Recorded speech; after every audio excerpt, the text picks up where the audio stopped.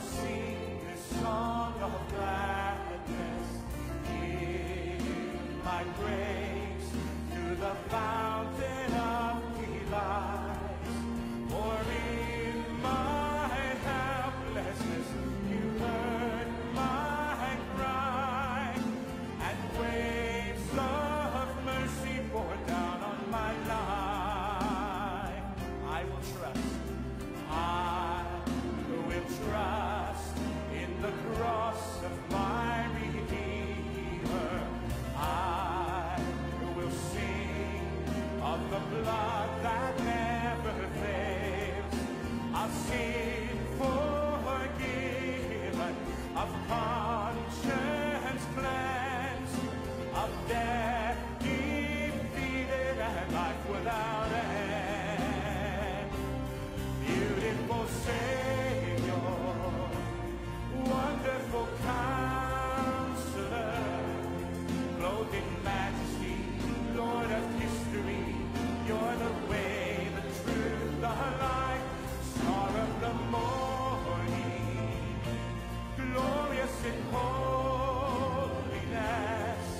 you're the risen one, heaven's champion, and you reign over all. I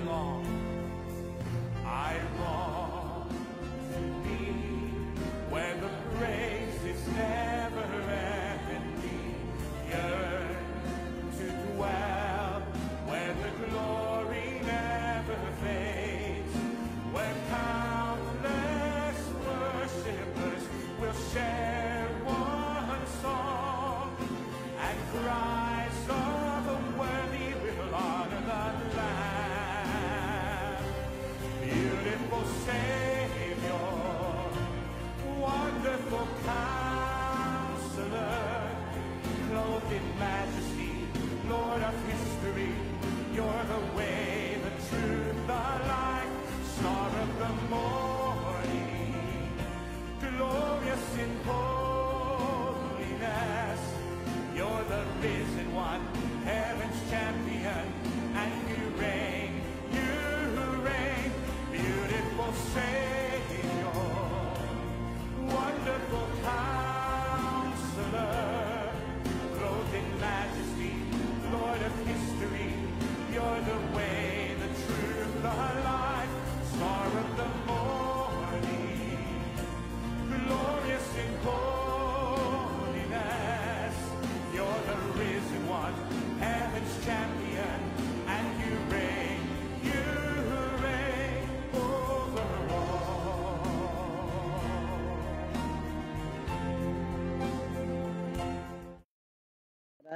Bibles para makapagsimula na po.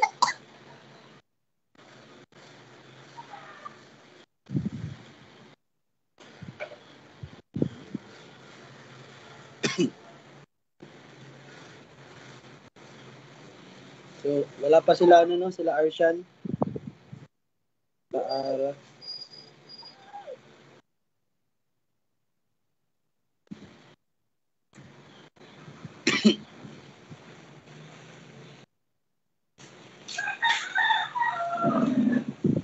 Sige, while waiting. So, tayo mag-recite ng verse. Ito mag-recite mo. Ha?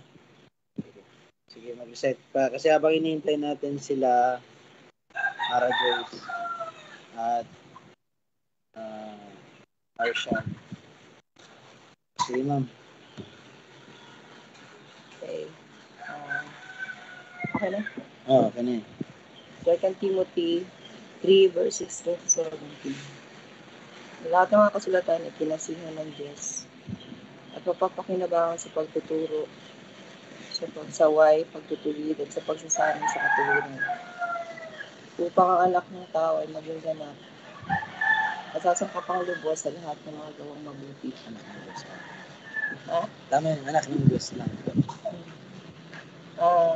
John 3 verse 21. Subalit, ang gumagawa ng katotohanan ay lumalapit sa ilaw, upang malinaw na mahayag ng kanyang mga gawa ay naaayon sa Diyos. John 3:16. Sapagkat gayon na lamang ang pag-ibig ng Diyos sa sanlibutan, na ibinigay niya ang kanyang tanging anak, upang sino mang sa kanya sumampalataya ay huwag mapahamak, kundi magkaroon ng buhay na walang hanggan. John 1, verse 1 and 14. Sa simula ay ang salita, at ang salita ay kasama ng Diyos, at ang salita ay Diyos. At naging tao ang salita, at tumangang kasama namin. At nakita namin ang kanyang kaluwalhatian. Kaluwalhatian gaya ng tanging anak. Puspos ng biyaya at katotohanan. Romans 8:9. Ngunit kayo wala sa laman, kundi nasa espiritu. Subalit kung sino man sa kanya ay yamang nananatili sa inyong espiritu ng Diyos. Subalit kung ang sino may walang espiritu ni Kristo, siya hindi sa kanya. 1 Peter 5 verse 8. Pagpakatino kayo, magbantay kayo. Tama. Ang diablo na inyong kaaway ay tulad ng liyong gumagala at umuungal na humahanap ng kanyang malalangkap. 1 Corinthians 12 verse 3. Kaya't nais kong maunawaan ninyo na walang nagsasalita sa pamamagitan ng Espiritu ng Diyos na nagsasabi, sumpahin si Jesus. At walang makapagsasabi, si Jesus ay Panginoon, maliban sa pamamagitan ng Espiritu Santo. 1 Corinthians 12, 13. verse 13. Sapagkat sa pamamagitan ng isang Espiritu, kayo ay binautismuhan. Tama sa'yo? tayong lahat ay binautismuhan tungo sa isang katawan. Maging Hudyo o Griego, mga alipin o mga laya. At tayong lahat ay pinainom sa isang Espiritu. Psalms 1, verse 1-3. Papalad ang taong hindi lumalakad sa payo ng masama. Lumalakad sa daan ng mga hindi lumalakad man sa daan ng mga makasalanan. Hindi umuupo man sa upuan ng mga manununiya. Kundi nasa kautusan ng Panginoon ang kanyang gagalakan. At nagbubulay-bulay araw at gabi sa kanyang kautusan. Siya ay gaya ng isang punong itinanim sa tabi ng agos ng tubig na nagbubunga sa kanyang kapanahonan. Ang kanyang mga dahon na may hindi nalalanta. Ang kanyang mga dahon na may hindi nalalanta.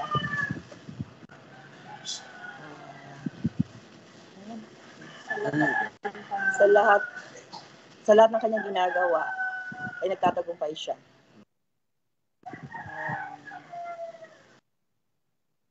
John 17 verse 3. At ito ang buhay na walang hanggan, na ikaw ay makilala nila na iisang Diyos na tunay at si Jesucristo na iyong sinugo. Amen. So yun. So let's start na sa continue natin. Let's start sa pag-continue. So continue tayo sa yung ang batang si Jesus sa templo. So yun. Kahapon napag-usapan natin, bali ang pinag-usapan natin kahapon ay patungkol doon sa kay Jesus na sa verses ano ba yan? 43 ba yan? 43, teka lang. Verses 46 to 47. So, pagkalipas ng 3 araw, kanilang natagpuan siya sa templo na nakaupo sa gitna ng mga guro na nakikinig at nagtatanong sa kanila.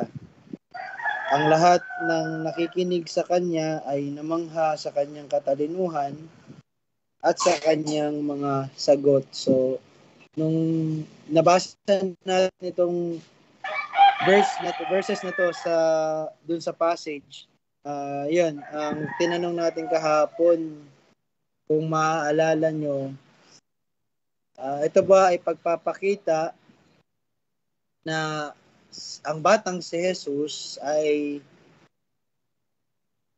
alam niya na, kumbaga alam niya na ang lahat, o ang batang si Jesus ba kagaya ng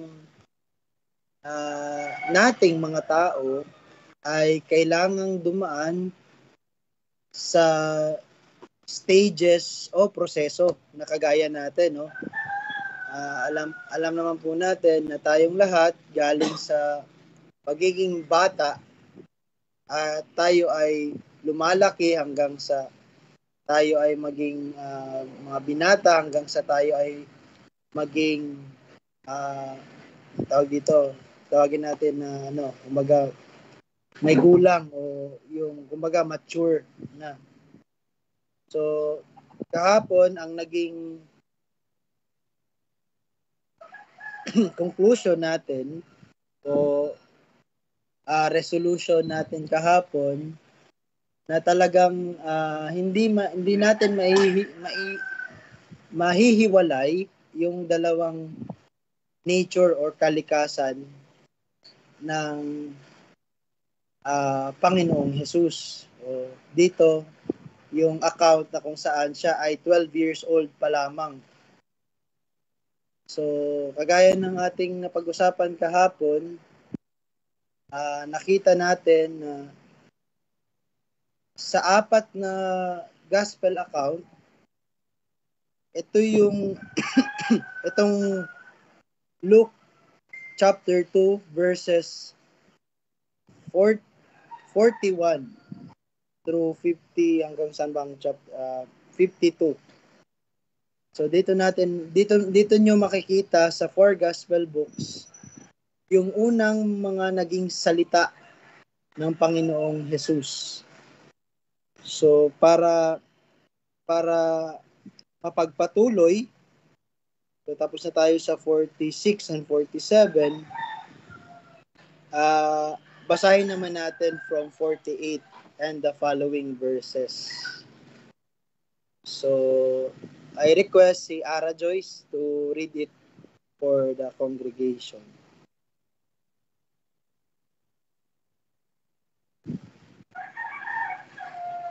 Lucas 2:40 verse 48. Nang siya'y makita nila ay nagtaka sila at sinabi sa kanya ng kanyang ina, "Anak, bakit ginawa mo sa amin ang ganito? Tingnan mo, ang iyong ama at ako ay naghahanap sa iyo na may pag-aalala." Sinabi niya sa kanila, "Bakit ninyo ako hinahanap? Hindi ba ninyo nalalaman na dapat ay nasa bahay ako ng aking ama?" At hindi nila naunawaan ang salitang sinabi niya sa kanila.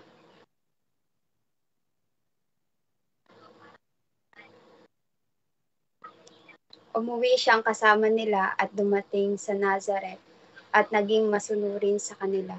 Iningatan ng kanyang ina ang mga bagay na ito sa kanyang puso.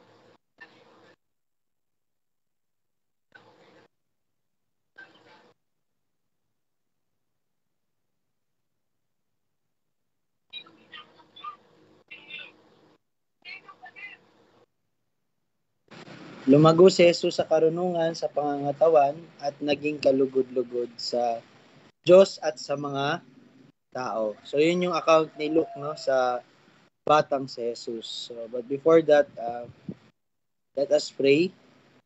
Panginoon, salamat po sa pagkakataon po muli na inyong kami ay tuturuan. Ito ay in light sa mga sinabi at isinulat sa Luke chapter 2, tungkol sa panahon na kung saan nakita namin bago pa man ang iyong ministeryo, magsimula ang iyong ministeryo, nakita namin ang isang stage sa buhay ng aming Panginoong Jesus, na kung saan siya ay isang bata na masugid na nag-aaral ng iyong salita at ng mga bagay na patungkol sa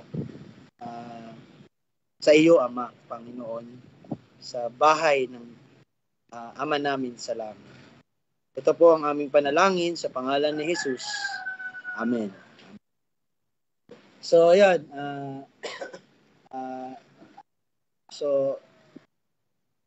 We will start again or resume our study sa regarding dun sa pagiging dito sa kumbaga binata or batang si Jesus. So, let's start sa 48. Mamaya mare-recall rin naman natin yung naging discussion natin kahapon, no, regarding doon sa kaalaman o karunungan ng Panginoong Jesus. No? Kumbaga, nandun yung merong nagsumagot na alam niyang lahat kasi Diyos siya eh.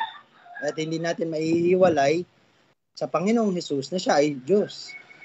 Meron rin karamihan sa atin nagsabi na kailangan niyang dumaan sa proseso na kagaya natin.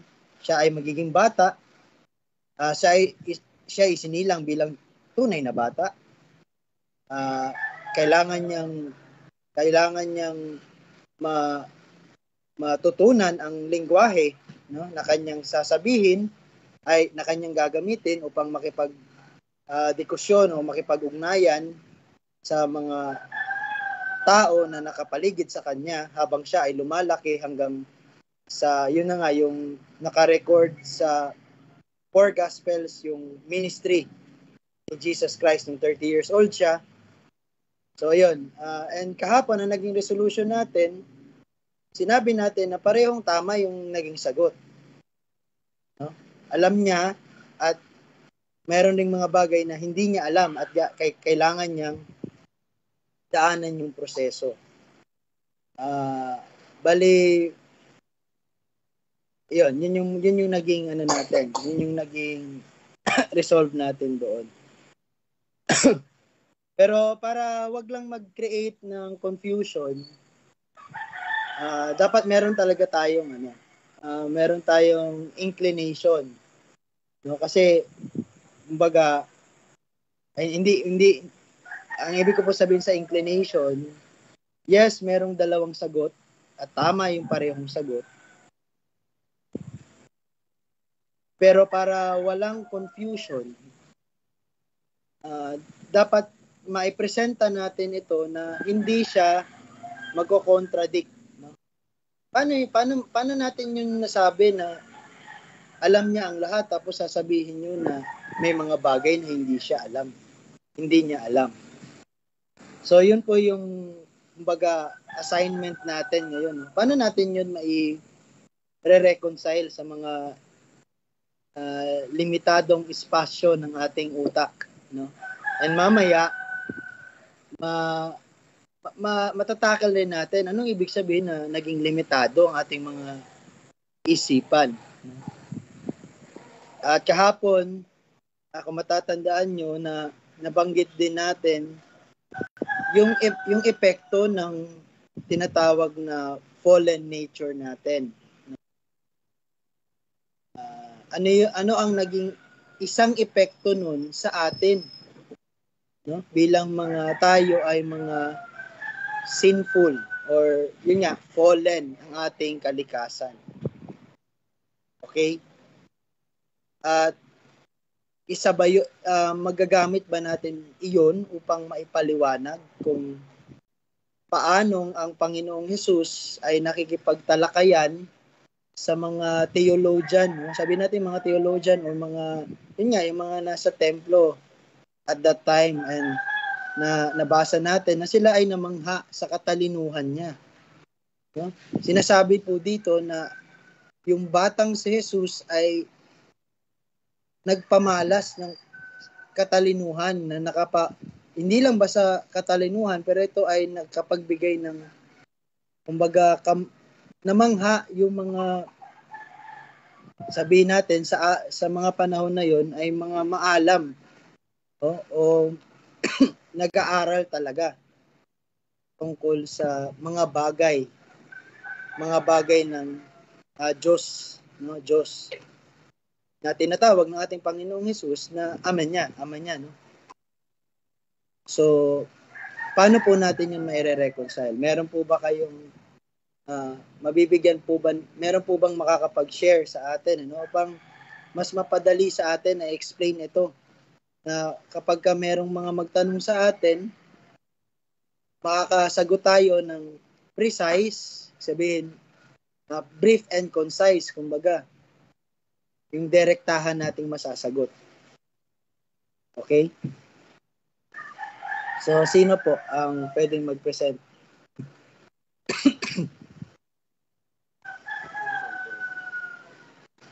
Ha?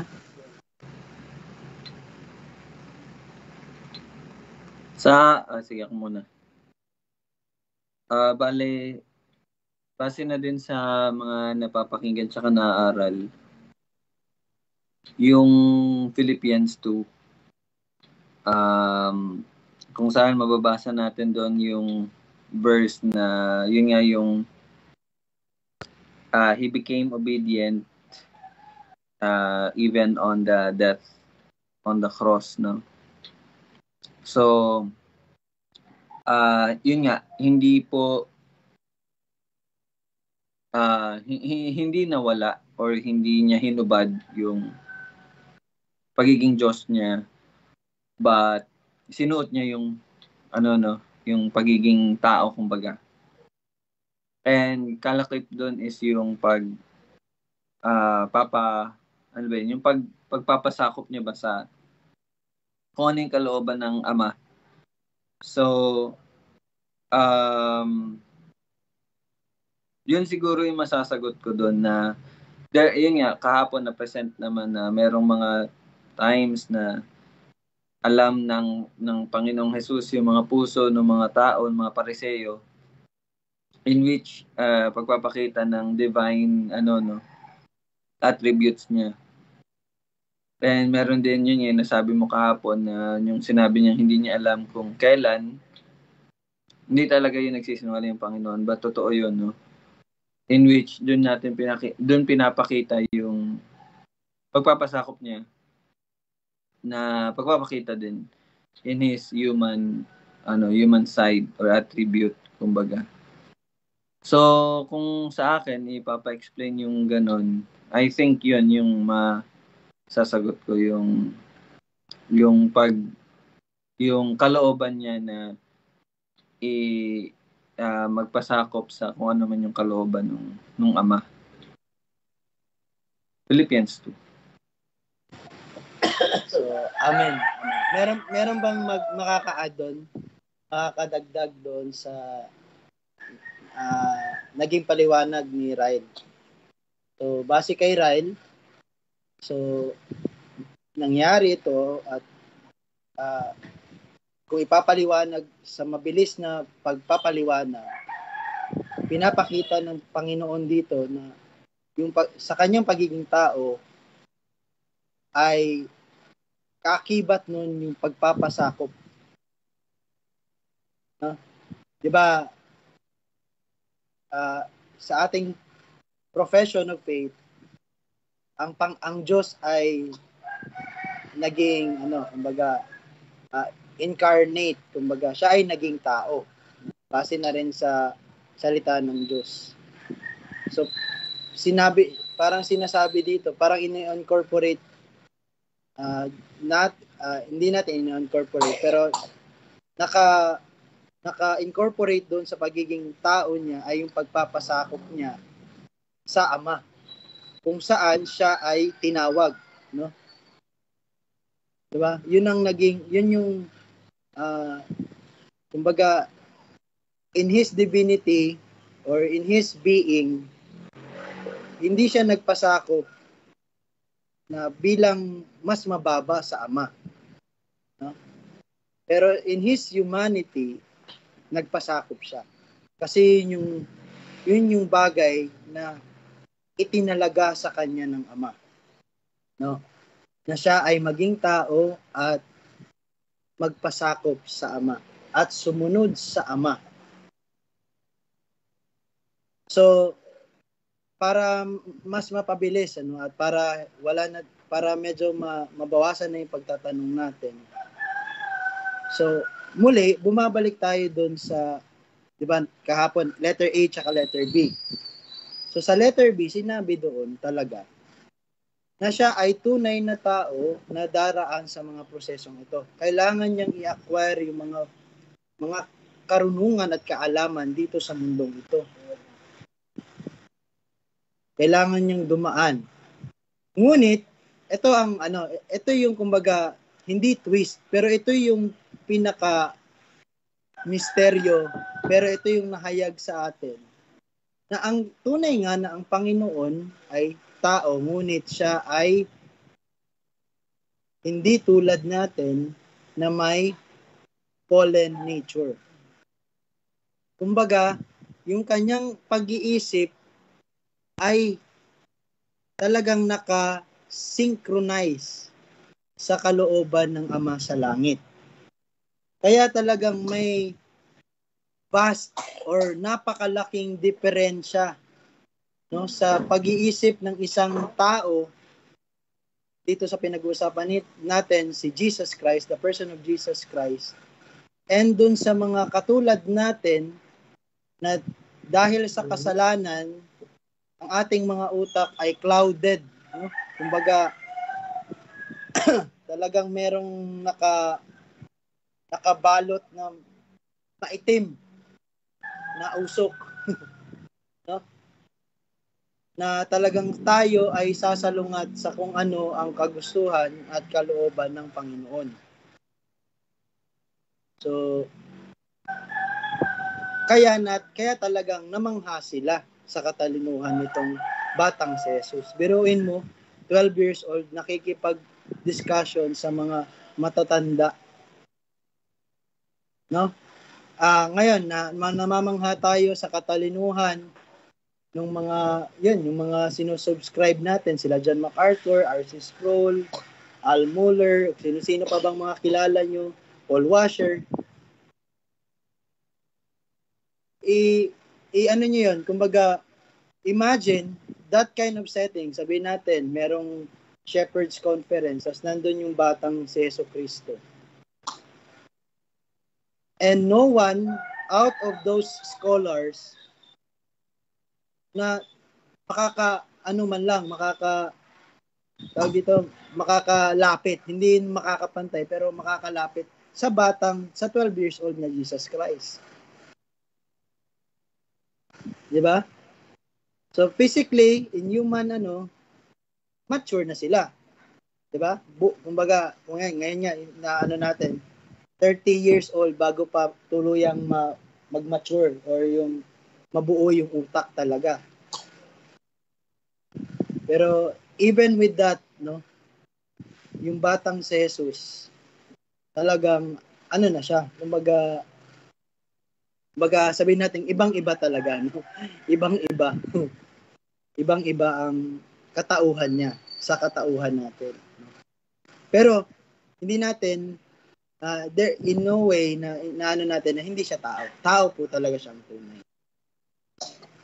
So pag-aralan natin ito is assignment niyo na lang, i-search niyo na lang. Meron tayong tinatawag na noetic effect o yung parang may epekto yung kasalanan sa pag-iisip natin.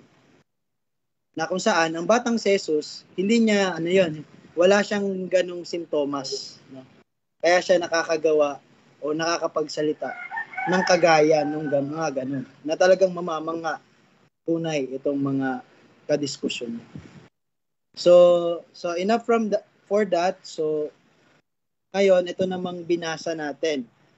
So okay, let's start. Nang siya'y makita nila, ay nagtaka sila at sinabi sa kanya ng kanyang ina, si Maria, Anak, bakit ginawa mo sa amin ang ganito? Tingnan mo ang iyong ama.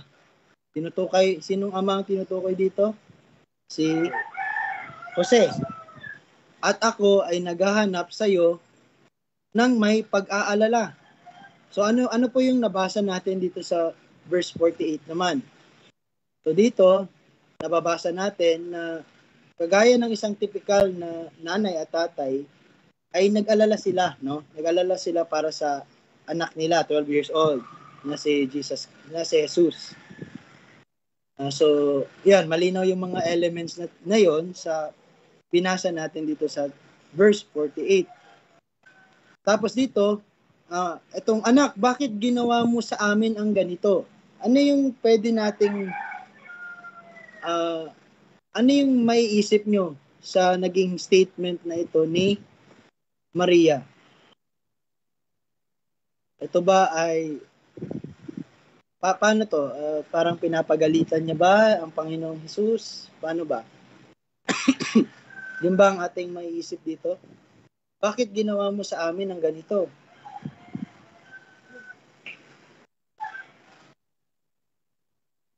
So, Tito Bong daw, Tito Bong. si Tito Bong, sige po, Tito Bong. Sa akin kasi bilang magulang, normal talaga sa atin na makita natin yung ating mga anak na minsan nakala natin na may mga pagkakataon na ginagawa silang kasalanan. Normal tayong bilang tao, normal tayong magalit o sabihan yung mga bata na wag mong gawin yan, wag mong gawin yan. Bilang mga magulang, normal para sa mga magulang maging ganun na reaksyon kasi yun nga nawala nga si Jesus Christ, malis at hindi hinahanap nila. Bilang magulang talaga normal yon. At siguro dito pinakita lang talaga ng batang si Jesus na bilang isang anak ay sinunod niya pa rin yung kagustuhan ng kanyang amang nasa langit. At hindi naman siya naging pasaway o ano man, kasi nga dito ipinakita niya na sinunod niya pa rin yung kumbaga yung tinuturo ng lumang tipan na alam niya yung tinatawag na yung law, ganon. So sa batang edad na ganon, pinakita niya na mas inuna niya pa inuuna niya talaga ang may pakita niya na lahat ng kautusan ng Panginoon ay ginagawa niya bilang sa murang edad. Yan po. So, amen. So, yun. Wala naman po talagang kumbaga magde-debate or mag-object na itong ginawa naman ni Maria ay bilang isang ina sa batang si Jesus. Ay lang naman, kumbaga talagang hindi naman siya nagalit.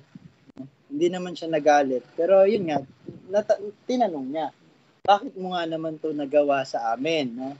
Bakit ginawa mo sa amin ang ganito? No? Parang pinag-alala mo kami.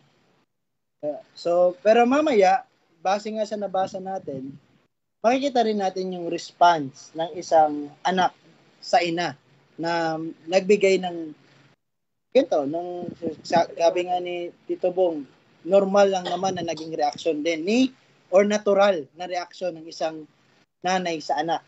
Okay, no? So, normal or natural. Okay, take note of the word natural. So, walang masama. Ganun talaga ang nangyari, natural na nangyari, at ito ang isinulat ni Lucas. No? So, ay nagre-raise hand ka, Tol? Sige, Tol. Hindi ka nakita. Bale, tanong ko lang din kasi naging controversial yung verse na to eh. Parang, ayun nga, yung tanong na si Jesus ba ay hindi naging masunurin at this time sa kanyang mga magulang. Ito bang verse na ito ay nagpapakita na yun nga, naging, ano ba yung Tagalog word? Hindi pilyo, yung parang naging, basta pasaway. Gamitin na lang natin yung salitang pasaway. So, naging pasaway ba si Jesus Christ, ay yung batang Jesus, no, dito sa pangyayaring ito? Kasi, yun nga, sabi ni Tito Bong kanina, normal sa mga magulang na mag-alala. At kung hindi naman kasi natin to mabibigyan ng ibang meaning yung sinabi niya na, bakit mo sa amin nagawa, ba't ginawa mo sa amin ng ganito? So, yung ganito kasing tanong, parang nagpapakita na yung anak may ginawa na something na, yung karapat-dapat na itama, parang ganon, no? Or sabihin na lang natin na parang may nagawang mali.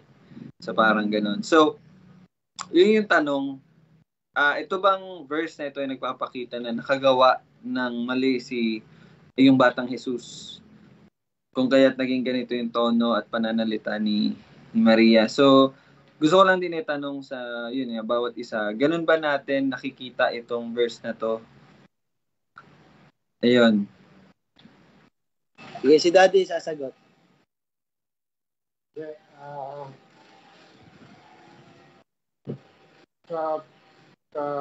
Pinapakita dito na ang batang Jesus ay meron siyang malaking papel kaya siya dumating sa mundo. Diba? Sa murang edad, ginampanan niya yung kanyang ministeryo. No? Na yun yung nasasaad, no? Pero yung tanong ng magulang ni Maria, although natural nga yun,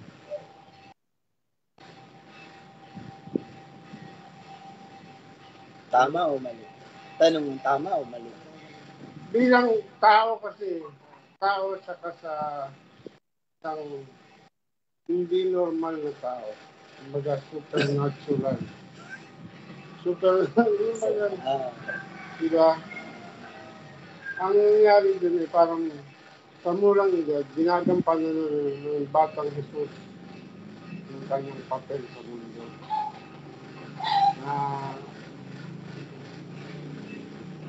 Yan. Hello. Hello. Hindi, yun nga. Bali, ang tanong, parang nagigets ko si Tito Bong at si Daddy. Parang si Tito Bong pinapakita niya na obeying God rather than men. Parang ganun ba, no? Si Daddy din parang ganun din sinasabi na sa murang edad niya, alam niya yung ginagawa niya at yun yung ginagampanan niya. So yung tanong is, yes, sa ganung totoo bang sinuway niya or nagkaroon ng pagsuway ang batang Jesus dito sa tagpong ito? Dahil nga doon sa sinabi ni Maria, sumuway ba si Jesus? Kaya nasabi niya, iyon. Kasi bakit ko po ito parang binibigyan ng diin? Kasi nga naging controversial tong verse na to in which makaka-apekto siya sa kaligtasan. Why? Kasi if may naging pagsuway sa buong talambuhay ng Panginoong Hesus dito sa lupang ito, then He cannot save us. Diba? Kung nagkaroon siya ng pagsuway. So parang gano'n ang sige tol. Ayun, napakagandang pag-usapan talaga yun, no? Kasi one verse din sa Bible, sa Gospel, yung Sermon on the Mount, no, sinabi ng Panginoong Hesus, ako ay naparito hindi para sirain ang kautusan, kundi to fill it full or fulfill ito, no? Gampanan ito. And one of the 10 Commandments given. No? Ten Commandments still stands. No? Pag during this time, no? The fifth commandment, no? Honor your father and mother. Diba? Yun yung unang commandment na may promise. Ano? So, maganda nga na nabanggit iyon. No? Kasi seryoso ang gagampanan ng batang si Jesus. Kasi kung walang batang si Jesus, walang 33 years old na Jesus Christ na ipapako on the yun nga, sa Biyernes Santo, unang Biyernes Santo. So kung nagkamali siya, ang magiging sagot natin, sinuway niya ang kanyang mga magulang. So wala na, ex na agad siya. Pero because we know of resurrection, at alam po natin na siya ay nabuhay, ibig sabihin, pagpapatunay na tinanggap ng isang makatarungan, righteous God, holy, ang naging office or gawain ng Panginoong Jesus. Sabihin, nagampanan niya talaga at nasatisfy siya. No? And on the 40th day, he was ascended. No? Siya ay umupo sa trono. Okay? So, our answer, based on those, no, ay hindi niya, itong ginawa ng Panginoon, bagaman kung babasahin lang natin yung 48, ay parang sinuway niya. No? Parang sinuway niya yung kanyang mga magulang. Pero alam natin na hindi. At naniniwala tayo na hindi. Kasi kung hindi, lahat ng ating pananampalataya ay walang kwenta. Walang kabuluhan. So, definitely, our answer, hindi pagsaway. Pero bakit may ganitong komento ang isang ina tungkol sa ginawa ng kanyang anak? Okay? Ito ba ay, bagaman tatanungin ko na ito ba ay labag or salungat sa sinabi on one of the verses pa rin sa Bible na tawag dito, may gusto akong i-quote na verse na bigla lang nawala sa sa isipan ko. So, maraming beses po talaga na may mental block ako sa mga ganito. Ano tol? Sige, baka. Hindi. Yes, tol. Maganda yun kasi may fundamental understanding na tayo na ibig sabihin wala talagang naging kasalanan, no? Or pagsuway ang Panginoong Jesus sa buong 33 years na siya po ay namalagi dito sa mundo. Pero yun nga, para lang maging marunong din tayo sa pag-i-explain netong verse 40, ano ba to? 48. Actually, yes, sa isipan po nila Maria, parang naging ang batang Jesus, no? Naging siya parang, bakit hindi ka man lang nagsabi, hindi ka nagpaalam. No, pero yung magiging justification nito is sa verse 44. Kung babasahin niyo po yung verse 44, tingnan natin yung verse 44. Para pag may nagtanong or may masasagot din natin, no? Sabi sa verse 44, ngunit sa pag-aakala nilang siya'y kasama ng mga manlalakbay.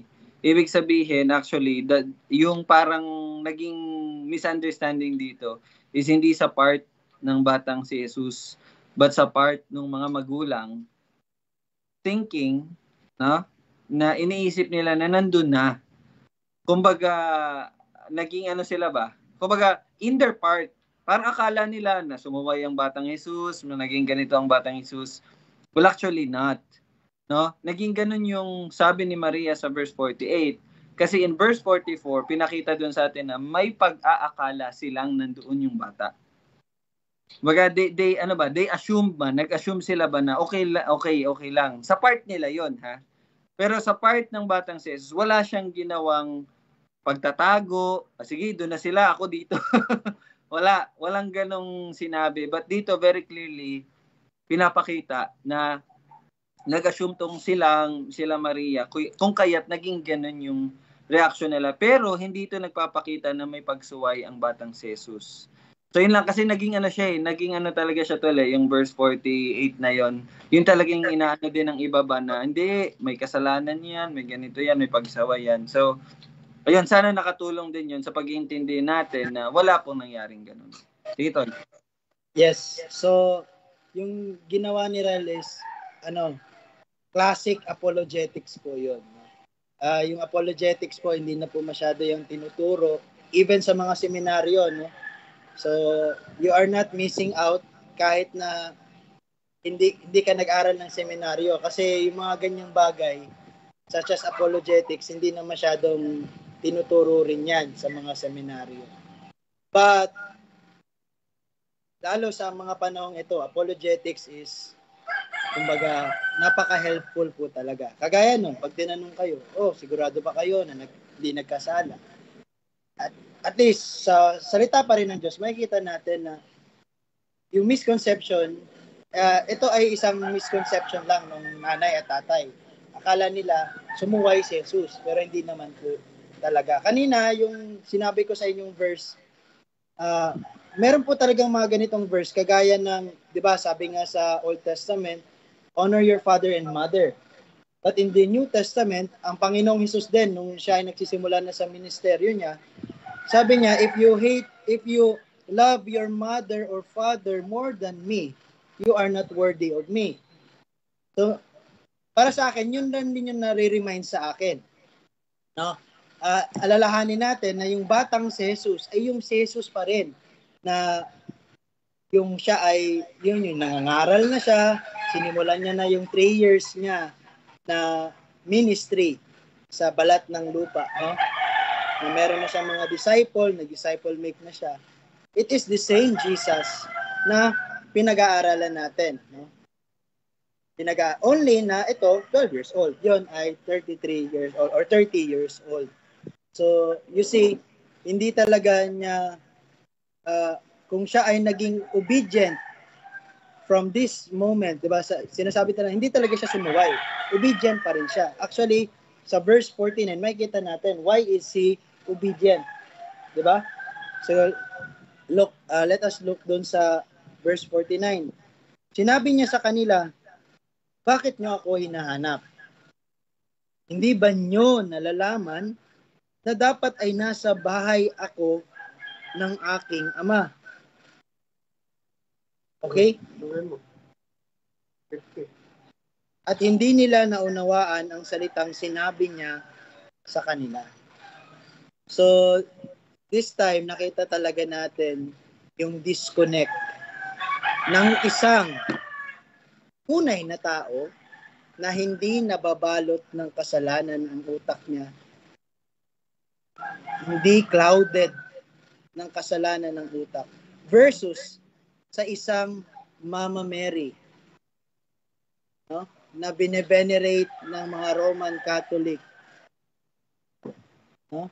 Sabing Immaculate Conception, away from the original sin. Pero dito makikita natin na talagang may epekto sa isang Mama Mary. Meron siyang mga bagay na hindi niya nauunawaan. Kaya itong sinabi ni Jesus sa 49 ay isa pong rebuke sa nanay niya. No, pag sinabing rebuke, pagtutuwid, no? Tinuwid niya ang nanay niya kasi may kalikuan eh, no? 'Di ba? Kumbaga, ang magulang ang dapat na nagtutuwid, pero syempre, makikita talaga natin dito kumbaga hindi natin to may ko-connect or may papareha sa mga normal na relationship between nanay and tatay, no? This is extraordinary na nakikita natin. At unawain nating mabuti sapagkat ito yung mga unang salita na nai-record sa gospel na galing sa Panginoong Jesus. No? Ito yung unang record, no? Makikita natin sa Matthew, ito yung Matthew yung pinaka pulang record kasi doon marami talagang mga teachings and preachings sa Panginoong Jesus. And dito naman kay Luke, dito natin nakita yung mga unang naging salita na na-record, no, sa gospel narrative. Si Luke lang ang nakapagsulat nito. Bakit nyo ako hinahanap? Hindi ba nyo nalalaman na dapat ay nasa bahay ako ng aking ama? So, yung translation na bahay, pwede rin daw yun, pwede rin, ang isang pwedeng translation nun ay parang sa salita or sa mga bagay ng aking ama or yun. Pero, kautusan ng ama. So, anything that is divine. Yun yung tinutukoy dito. So, again, itong unang mga naging salita ng batang si Jesus ay isang pagtutuwid. No? Pagtutuwid talaga. Kasi nga, kung maalala rin natin, John 14:6, sabi ng Panginoon, I am the way and the truth and the life. Meron po talagang mga aral na akala natin ay tama na. Meron po talaga mga aral na akala natin ay tama base sa mga tinuturo sa atin ng mas nakakatanda sa atin o yung mga elders sa church. Meron po mga aral na akala ng mga Hudyo ay yun yung tamang aral, yung tinatawag na mga rabbinic or katuruan ng mga guro, no? Yung mga time na yon. Nakakala natin ay yun yung pinakatama. Pero dito makikita natin sa murang edad ng Panginoon, ito na agad. Kumbaga, hindi niya nalabag yung honor your father and mother. Kaya by rebuking Mama Mary, hindi niya nilabag, hindi niya binastos, no? Wala pong pambabastos na nangyari dito. Kasi meron talaga tayong tinatawag na sa order, no? Na ang obedience talaga natin is yung obedience sa Panginoon. Kumbaga, may mga bagay na kung hindi naman ayon sa Panginoon, ay dapat na talaga nating itama sapagkat tayo ay sumusunod sa Panginoon. No? Kumbaga, kaya nga nung sabi ng Panginoong Jesus, kung mamahalin mo ang iyong mga magulang more than me, you are not worthy of the kingdom. Diba? You are not worthy of me because I am the king. I am the coming king. So, yun po.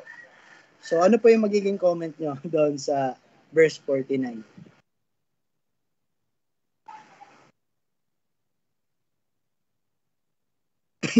Mami Susan, baka may masabi ka. Or nauunawaan bang malinaw na wala talagang naging pagsaway? Pagsuway ba? Pagsuway. At yung ginawang pagsaway dito ng Panginoon ay hindi pagsuway sa kautusan ng Diyos. No? So, dito, parang pinakita talaga ng Panginoon dito na, di ba, sa previous verse, bakit mo nagawa sa amin to ng inyong ama, si Joseph? Di ba? Si Joseph ang tinutukoy. Then, sa 49, sabi ng Panginoon, Jesus, bakit niyo ako hinahanap? Hindi ba ninyo nalalaman na dapat ay nasa bahay ako ng aking ma? Now he is referring to his not to his earthly father, but to God, no? The Father. So, makikita natin dito yung, kumbaga, yung, ano talaga niya, yung hindi niya maiiwasan na tungkulin, na sumunod sa kanyang ama at aralin at magpakadalubhasa sa salita ng kanyang ama. Okay? So, baga yun yung pinapakita dito ng batang si Jesus. Hindi ba nyo nalalaman? Hindi nyo pala alam, no? Parang si Cassie na nagsasalita, no? Hindi nyo ba alam na dapat nasa bahay ako ng aking ama? And wala talagang, ano doon, no? Walang mali doon sa naging komento. Ang mali doon ay yung hindi pagkakaalam. No? Na nabasa naman na natin, ang dami ng revelation.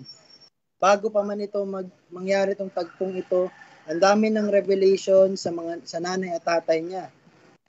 Na si Jesus ay ito galing sa Espiritu Santo. Pero in spite of those revelations, bakit hindi nyo pa rin alam? So pagpapakita talaga dito that even Mama Mary is, kumbaga, infected. Yung tinatawag na natin na noetic effect. Kumbaga, meron talagang epekto sa pag-iisip. Kaya nga, di ba, repentance or anong ibig sabihin ng repentance? Pagbabago ng isip.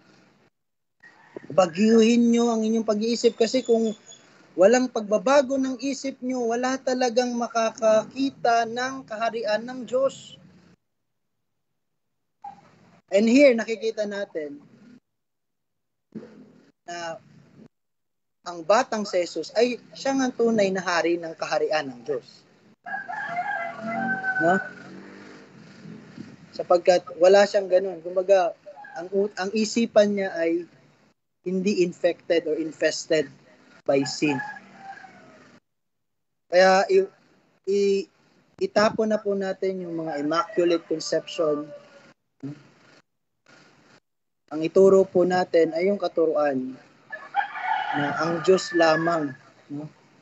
Ang batang si Jesus, ang second Adam o ang huling Adan, no? Ang makakapagpakita sa atin tungkol sa Ama, sapagkat siya lang ang nakakakilala at nakakaalam tungkol sa Ama. Okay? So pinapakita dito na kilala niya ang kanyang Ama at sa murang edad niya, alam niya na ang kanyang gagampanan. Walang makakabalakid sa kanya. At dito sa 51 tsaka sa 52, magpapatunay talaga na hindi niya nilabag yung commandment. Umuwi siyang kasama nila at dumating sa Nazareth at naging masunurin sa kanila. Okay? Iningatan ng kanyang ina ang mga bagay na ito sa kanyang puso. 52. Lumago si Jesus sa karunungan, sa pangangatawan at naging kalugod-lugod sa Diyos at sa mga tao.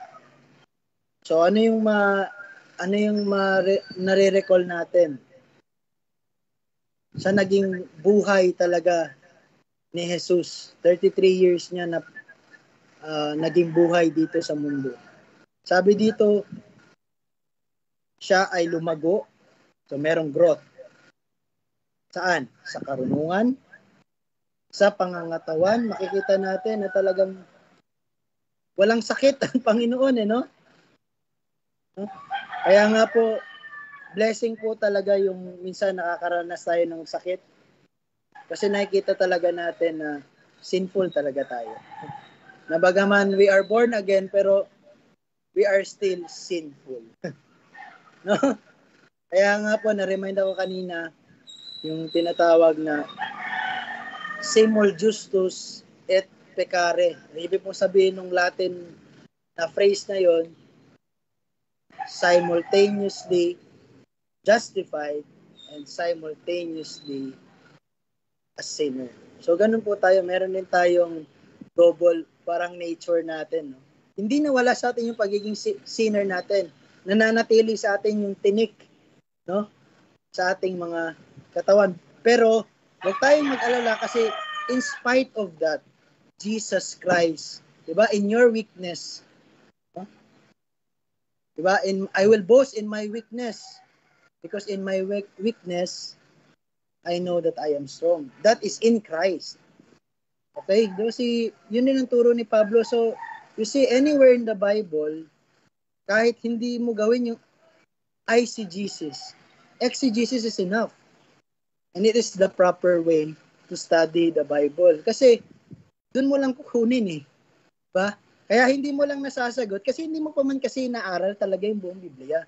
Kaya aralin po natin yung buong Biblia. Sa ganun, approach natin is always exegesis.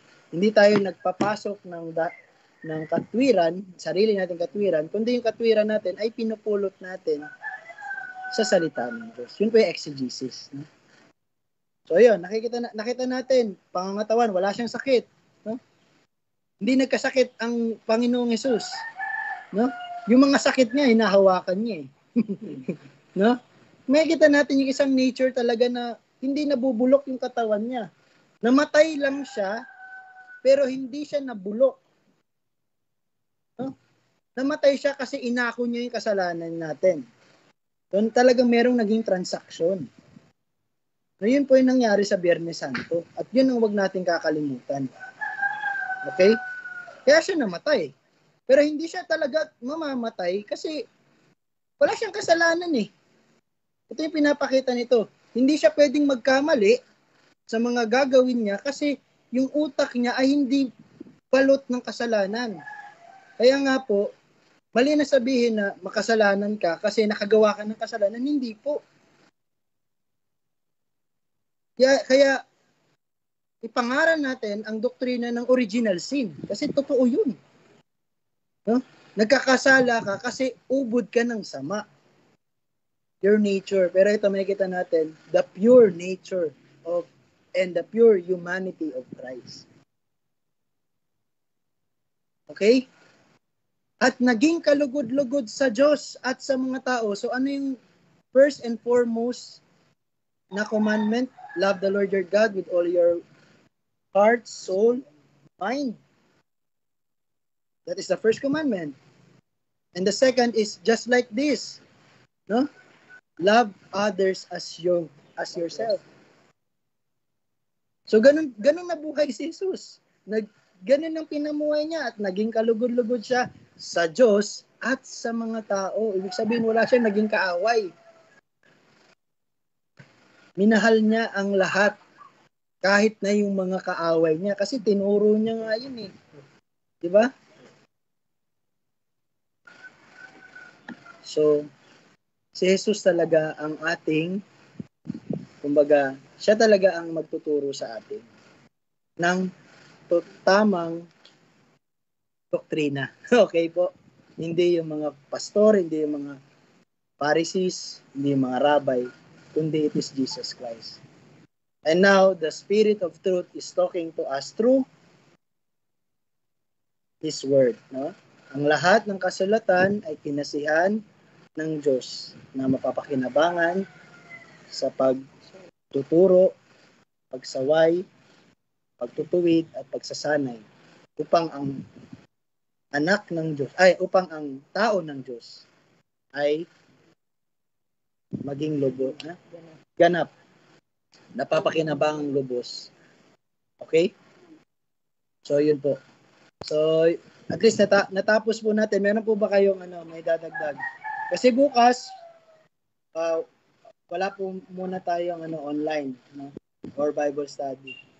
So baka mag-Bible study tayo doon na sa Baguio. So kay Ara, baka gusto niyo sumama po.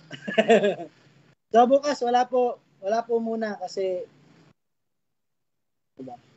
Bakit nga ba to? Ikaw na magsabi. Ayan po, bukas wala po muna tayong Bible study kasi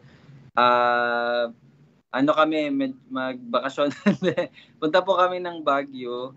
Ano lang naman, day trip lang naman po. So, gabi na po kasi kami So, mahirap din po na gusto sana namin, no? Kaya lang mahirapan din po. So, ayun, wala muna bukas. So, sa Saturday, meron pa rin po tayong Night of Psalms, Hymns, and Prayers. And Sunday, 3 p.m. po yung ating Lord's Day plus celebration po ng ating anniversary. So, yun, magsalo-salo. Yung sa pagkain po, magdala na lang po tayo ng gusto nating i-share, no, sa ating mga kapatid.